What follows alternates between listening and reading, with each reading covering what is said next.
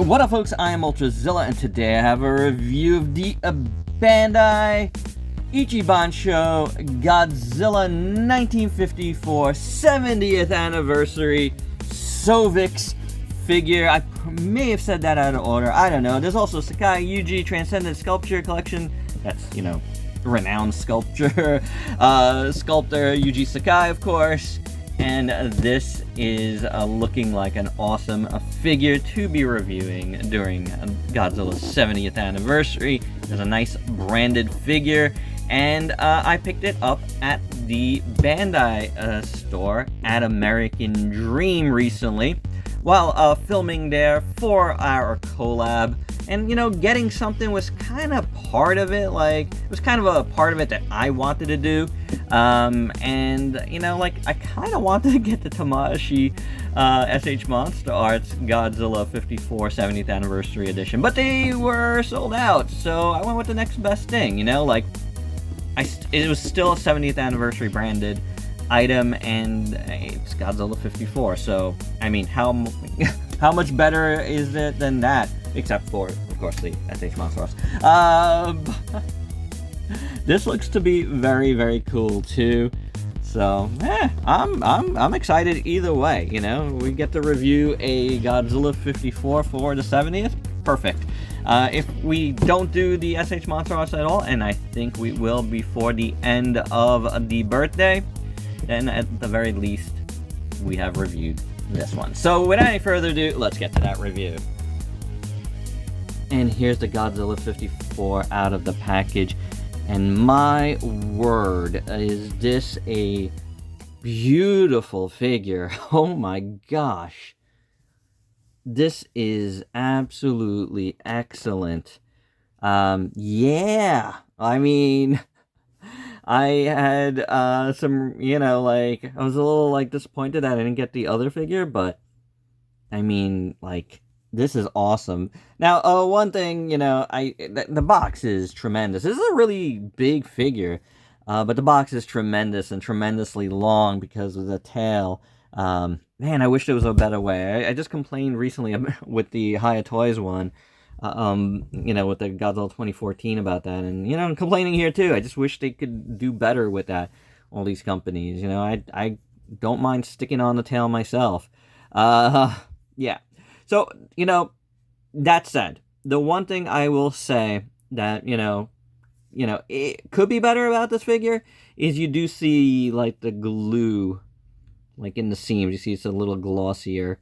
Wherever there's a seam, in the legs, tail, not as much, but a little bit, in here, you do see a little bit of that gloss, which would be glue.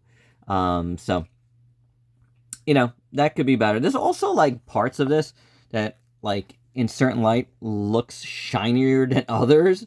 Like, these arms over here. And the feet, for some reason, aren't as matte as everything else. I don't know why. Also, over here, you see a lot of glue. But other than that, man, it's really, really nice looking. The sculpt is beautiful. Gorgeous. Look at the toes. You see paint on the toes, the different grays. The toenails, I should say. Very, very nicely done. Look at the sculpt on the legs. Holy cow. Again, a little bit glossier here. And, with all the light, it just definitely comes off more than it is. But man, sculpt-wise, it is so deep. And it's a Sakai, so of course it's going to be good. Look at this tail. Oh, you kind of almost see all the segments, the way it's done. Again, so deep of a sculpt. Yeah, I wish you didn't see that glue, but you got the lighter gray on the dorsal fins, which look gorgeous. Absolutely excellent.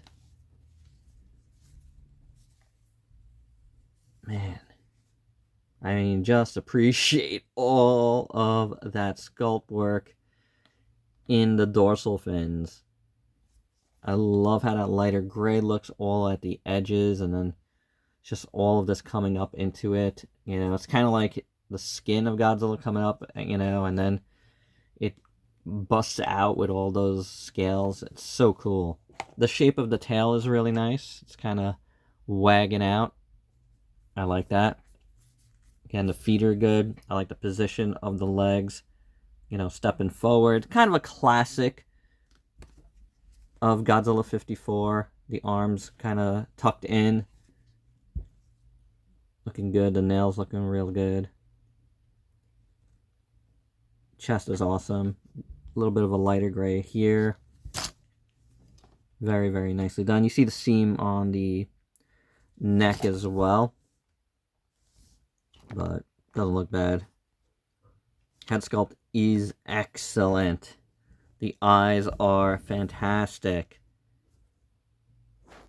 Teeth are great. Very, very nicely done inside the mouth. Incredible. Tongue looks awesome. All the teeth look awesome. I love all the different shades of gray in use here. It's so good. The ears are great. I love how the dorsals look. I mean, I love how every dorsal is different. That is amazing. So good.